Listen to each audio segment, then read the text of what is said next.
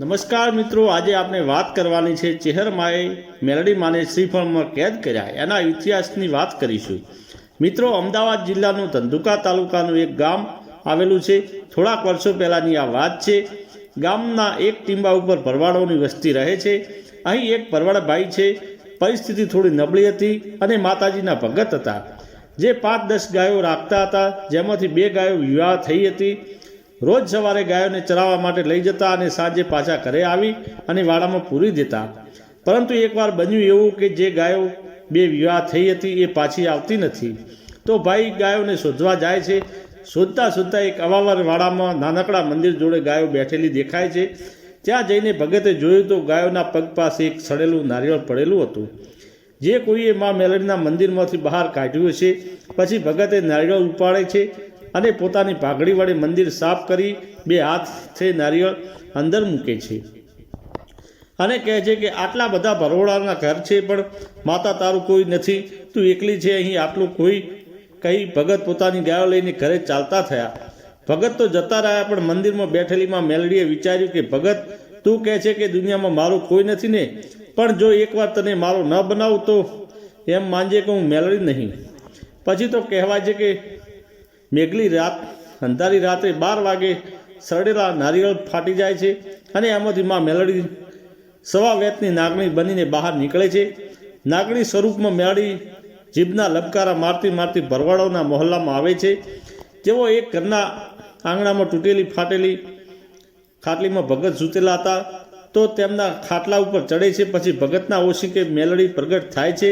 તેના કપાળ ઉપર હાથ ફેરવતા કહે છે, ભગત, તે મને મેણું માર્યું, આટલા બધા ભરવાડો છે પણ તારું કોઈ નથી ને, પણ જો એકવાર તારા આંગણે મારું ત્રિશુલ ના ઊભું કરું ને, તો એમ માનજે કે હું બેરિયાની મેલડી માતા નહીં.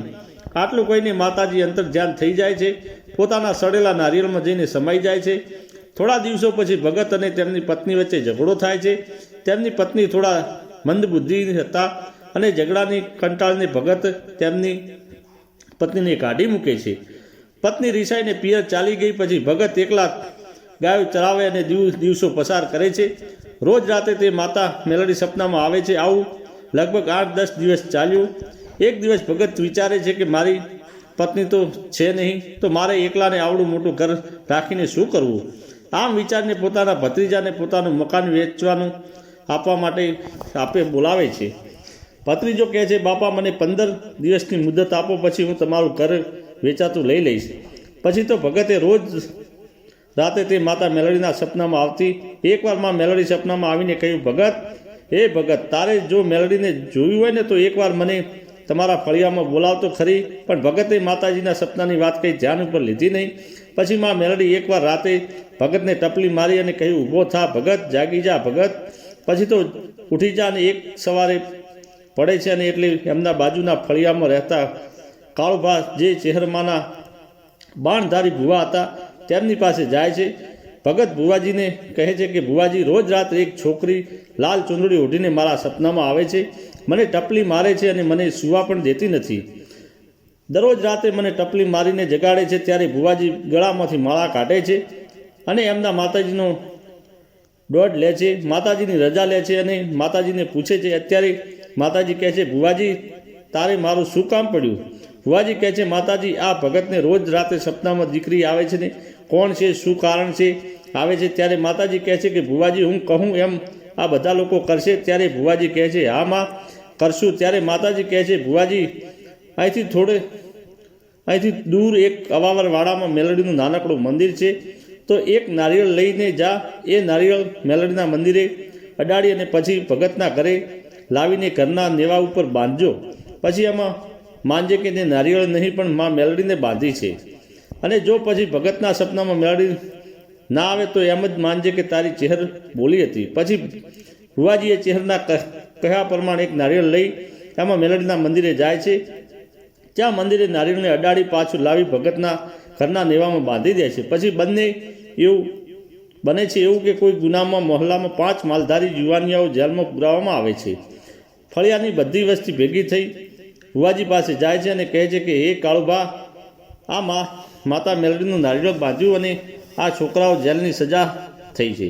આવું કેમ થયું? ત્યારે ભુવાજી ગળામાંથી માળા કાઢે છે, રજા લઈ માતા ચેહરને પૂછે છે, હે મા ચેહર, તારા કયા પ્રમાણે મેલડીનું માતાનું નારિયેળ બાંધવાથી ભગતને આવતા સપના તો બંધ થઈ ગયા, પણ મારા ફળિયાના જુવાનિયાઓને પોલીસ શા માટે જેલમાં પૂર્યા છે તે કહે, અને 3 દિવસની મુદત છે, પછી તેમને સજા થશે. ત્યારે કહેવાય છે કે મધરાતે મા ચેહર જઈને મેલડીને કહે છે કે મારી બાઈ, આજે મારી વસ્તી તને કલંક લગાડવા માટે બેઠી છે. મેલડી, જો તારામાં તારાપણું હોય તો મારી વસ્તી મારી ચેહરના લોકો આજે જેલમાં પુરાણા છે, તો એમને જેલમાંથી છોડાવી લાવ. સડેલા નારિયેળમાંથી મા મેલડી કહે છે કે બાઈ ચેહર, મને રજા આપ. જો તારા 5 લોકોને જેલમાંથી ના છોડાવું ને તો મને મેલડી ના માનજો. તારા લોકોને કહેજે કે પછી મા ચેહર મેલડીની રજા આપે છે. પછી તો મા મેલડી ભગતના નેવે બાંધેલા નારિયેળને ફાડીને અંદરથી સવા વ્યાજની નાગણી બનીને બહાર નીકળે છે અને જેલમાં પહોંચે છે.